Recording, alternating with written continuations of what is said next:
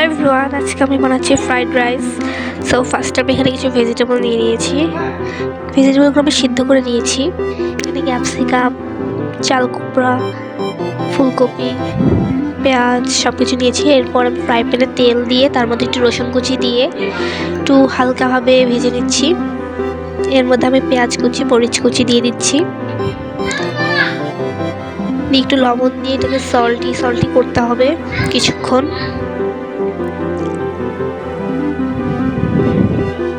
এরপরে সিদ্ধ করা সবজিগুলোকে আমরা এখানে ঢেলে দেব।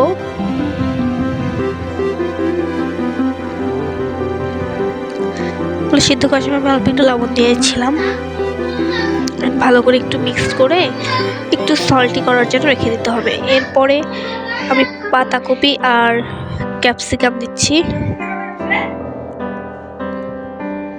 দেওয়ার পরে একটু পানি দিয়ে মিক্স করছি।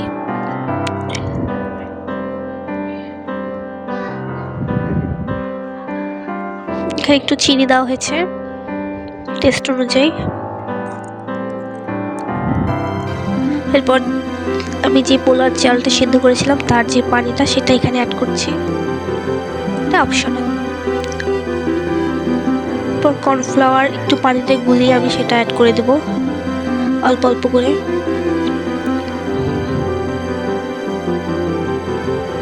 তারপরে একটু পরপর নাড়াচাড়া করে নিতে হবে। এরপর আমি পুরোটুকু ঢেলে দিলাম। এরপর আরেকটি ফ্রাই প্যানে আমি তেল, পেঁয়াজ কুচি, মরিচ কুচি অ্যাড করছি। এটা হচ্ছে আমাদের ফ্রাইড রাইসের জন্য। এরপরে ভেজিটেবলগুলো দিয়ে দিচ্ছি, গাজর, বটবটি, একটু লবণ দেওয়া হয়েছে। এরপর খুব ভালো করে মিক্সড করে এর মধ্যে ব্রোকলি অ্যাড করে দিচ্ছি, পাতাকপি,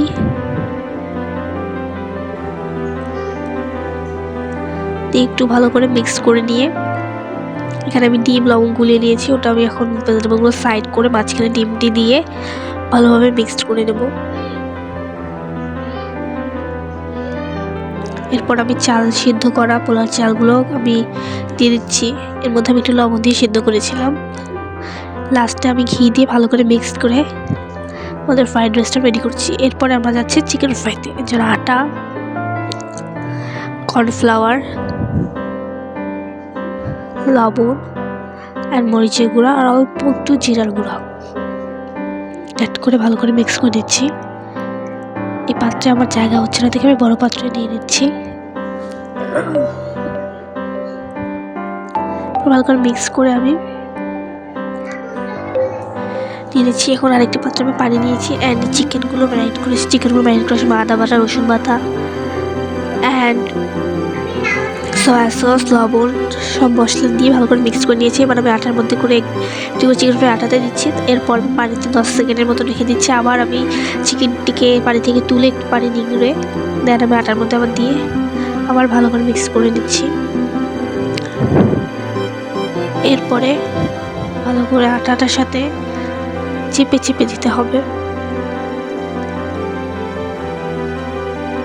আর একটা ফ্রাই প্যানে আমি তেল গরমে দিয়েছি।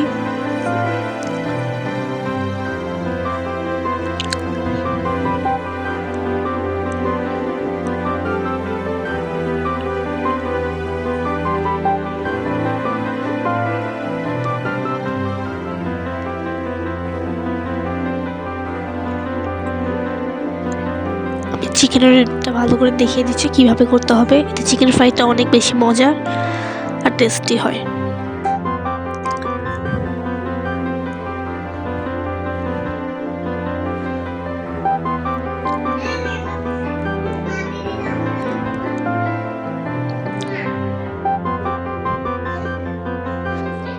আমি সবগুলোকে এভাবে একটি প্লেটে রেখে দিচ্ছি।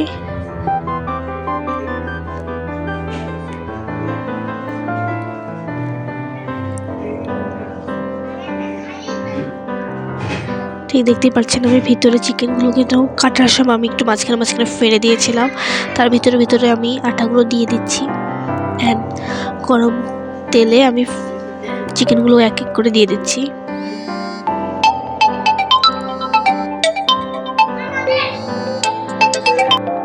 এরপর আমি গরম তেলে চিকেনগুলো ভেজে নিচ্ছি এপিট ওপিট ভালোভাবে, বেশি ভাজা যাবে না, কড়া করে। বেশি ভাজলে কালারটা সুন্দর আসবে না।